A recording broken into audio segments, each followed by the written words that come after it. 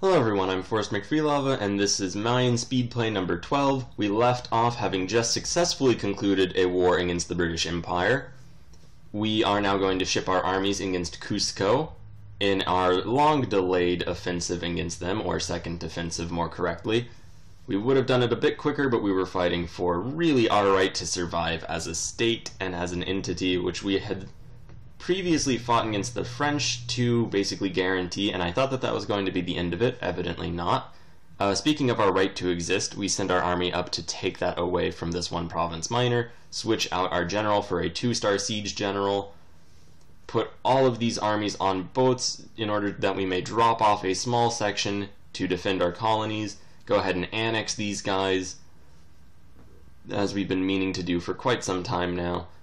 And there's just one native state left that we haven't pillaged recently. We also go ahead and drop those troops off. That colony should be safe from now on. We're going to pluck up our navy so that we can get our armies from the Atlantic into the Pacific down to Cusco, where they can actually be helpful. We're also spending 10 ducats a month on fighting corruption, so we get an admin tech to avoid that. That's what that all was. Natives do end up rising up in one area and damaging our colony, which is a bit upsetting. And I accidentally took the Explorer off of that army. At any rate, we drop an army off to just watch over the colonies, and we're building 2 more. Load our men into ships for the same Atlantic to Pacific transit. Loving the fact that we have 2 transport fleets. It is the most helpful thing if you ever find yourself in control of a nation that borders the sea. Just have as many transport fleets as possible, even if it's economically infeasible. It is just so convenient. It's more feasible than having more armies. At any rate, we go ahead and, sorry for the tangent, and just build up 4 additional infantry regiments just to get up to a solid 10 stack so that we can defeat Cusco's ally as well as them. We also have 18 states and 39 territories. I'm going to have to remember to check the wiki and find out exactly how best to manage those, as taking that moment to look at those didn't actually provide very much insight, at least for me. Anyway, though, we go ahead and declare the war, and we're just bringing these armies against that 6 stack of Cusco, and the rest of our army split into groups and just sent to siege everything else out. We stack wipe their ally, which is pretty great. Don't stack wipe them, but it's not too much of a problem. We do go ahead and split off a small force to just go continue sieging, and the idea is that we'll just fight as quick of a war as we possibly can, roving through their countryside, hopefully preventing them from building up too many mercenaries.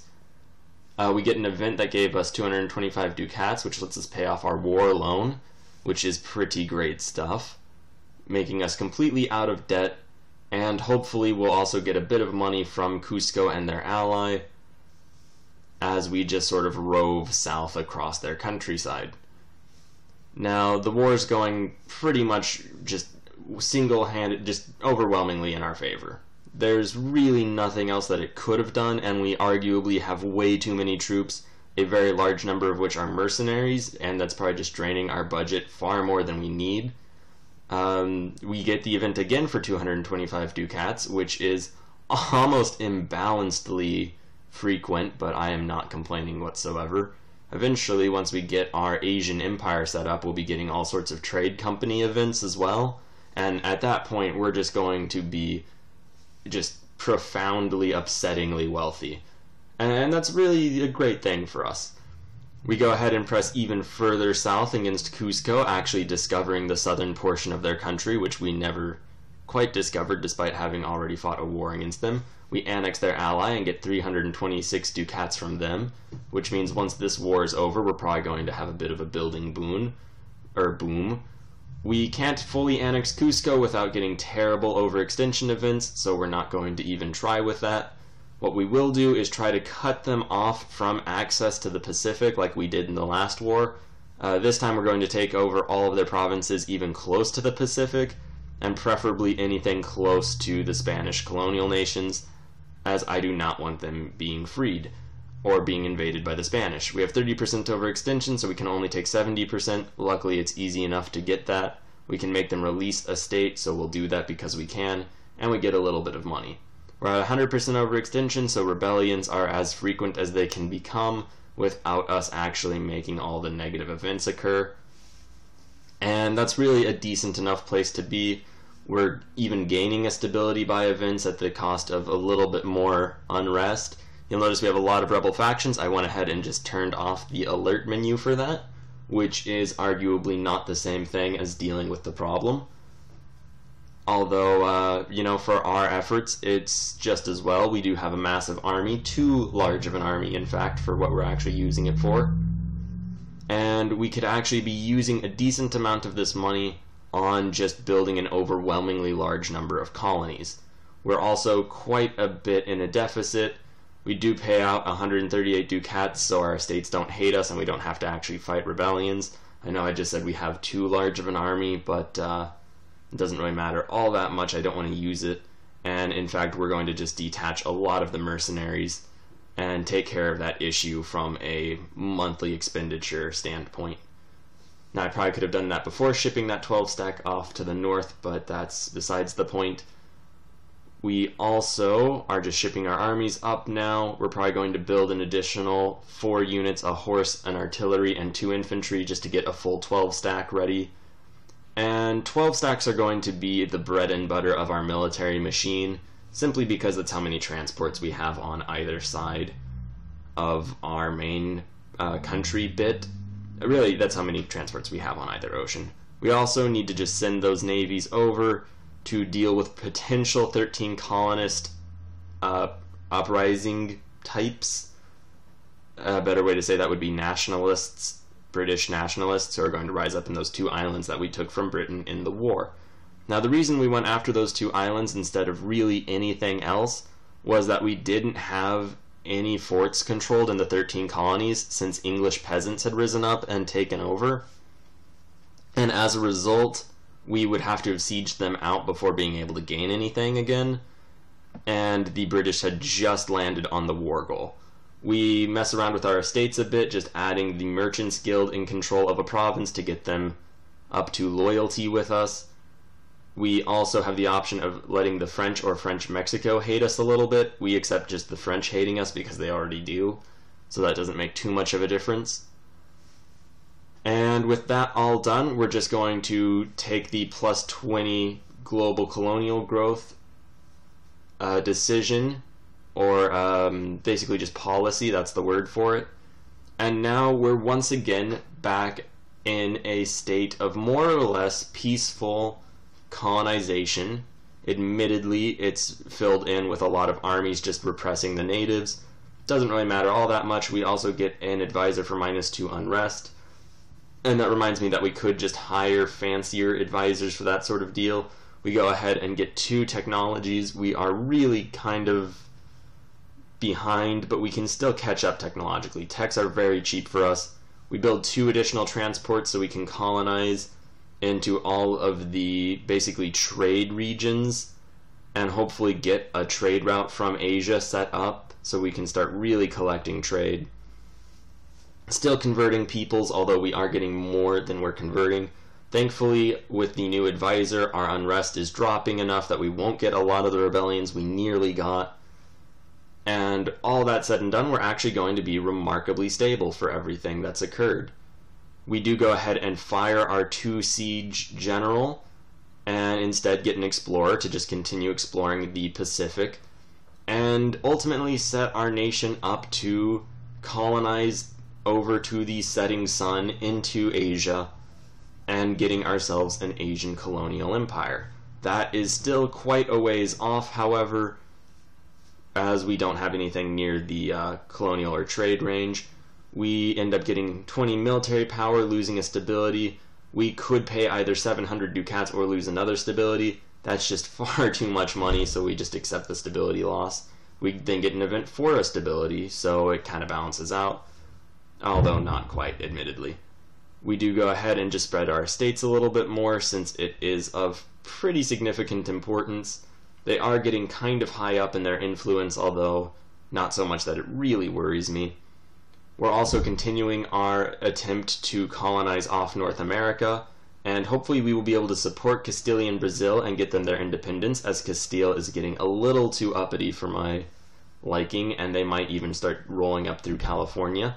We do get in a revolt of English separatists. Luckily we defeat them since we had large armies on either place they could have rebelled.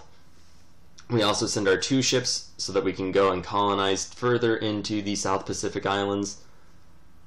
And ultimately, that's just the plan at the moment. We're continuing colonization. We'll hopefully secure the eastern seaboard-ish of North America.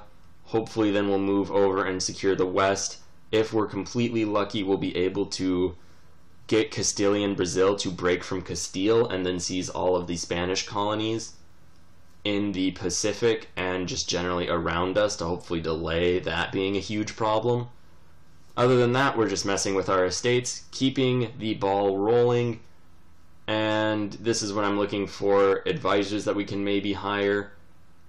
We do end up getting a pretty nice advisor for half the price, which is pretty great as we do have quite a lot of money and monarch points are really where we're hurting right now. We need as many monarch points as possible so that we can tech up to match the Europeans, and hopefully they will stop launching wars to just sort of murder us. Our colonies are finishing, which is very important. We can finally get a direct land route that we own between the northeastern seaboard around Maine and our interior bits. We also go ahead and declare war on this last native state we haven't fought, and that will hopefully take care of all of that. Castilian Brazil will not accept our support of their independence just yet. However, they will give us military access as they're now at war, or they want military access from us now that they're at war. We do accept that to build relations. And alright, with that all said and done, I realize that we nearly finished a colony with the wrong religion, wrong culture, so we go ahead and send a colonist over, not that it'll get there in time. An important thing to do may very well be to lower our colonial growth rate. In fact, that's what we're going to do right now. We lower it to just 0. It still costs us a bit of money this way. It won't really matter too much, though. We are getting our colonies set up in various areas. We can just ship troops over to help that. And ultimately, the plan now is in part to just govern our country as best we can. We lowered autonomy. We're building some buildings.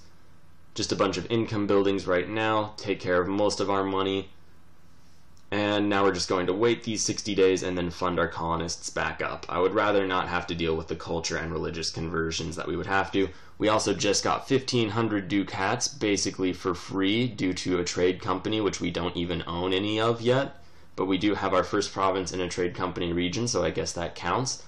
Either way, it's a very large amount of free inflationless money, so I'm going to take it and not really worry. Our truce with the British has ended, and we're going to go ahead and just build up manpower buildings, since that's really where we're hurting the most other than monarch points. It's monarch points primarily because we need to get our tech up, followed by manpower, which is at 20,000, which is good, really just overwhelming for any native wars or wars against primitives. If we do end up having to fight Europeans again, though, we will need the additional manpower.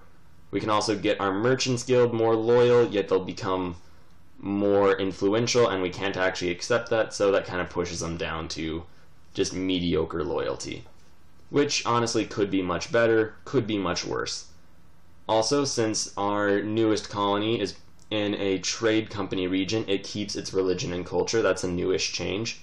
We go ahead and take 15 legitimacy instead of a stability because we're at +3 and we were at 99.